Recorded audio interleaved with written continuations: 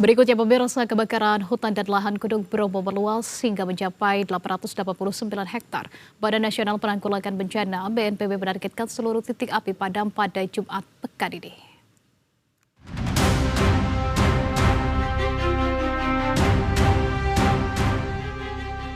Kebakaran hutan dan lahan di kawasan Gunung Bromo meluas hingga mencapai 889 hektar.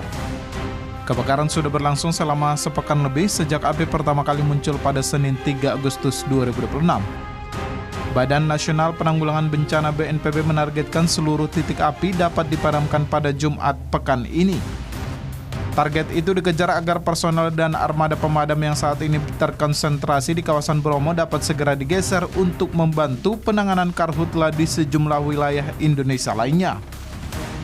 Kepala BNPB Letjen TNI Suharyanto bilang operasi pemadaman di Bromo terus dilakukan melalui jalur darat dan udara. Namun kondisi medan yang terjal serta keterbatasan sumber air menjadi tantangan tersendiri bagi petugas. Kita upayakan 2 titik ini Jumat sudah selesai. Artinya kita bisa geser bombing itu kan udah ada 3 bombing.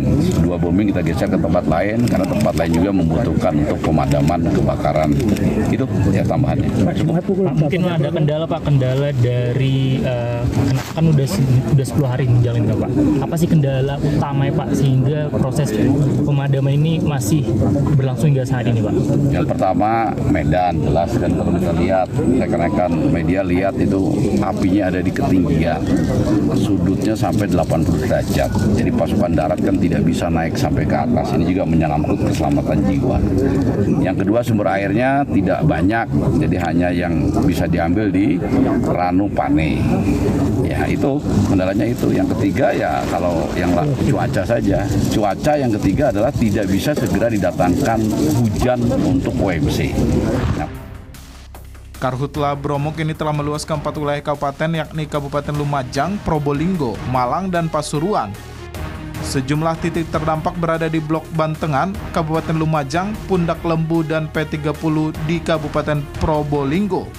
Kawasan Poncokusumo, Jemplang di Kabupaten Malang, serta Wonokitri di Kabupaten Pasuruan. Pemadaman dari jalur darat masih dilakukan secara intensif oleh petugas gabungan. Mereka menyisir kawasan terdampak sekaligus memutus jalur rambat api menggunakan peralatan manual berupa gebyok. Sekitar 800 personel gabungan diterjunkan secara bergantian. Petugas gabungan dari TNI Polri, Taman Nasional Bromo Tengger Semeru, sejumlah taman nasional lainnya, relawan hingga masyarakat sekitar. Zulkifli, Berita 1, Probolinggo.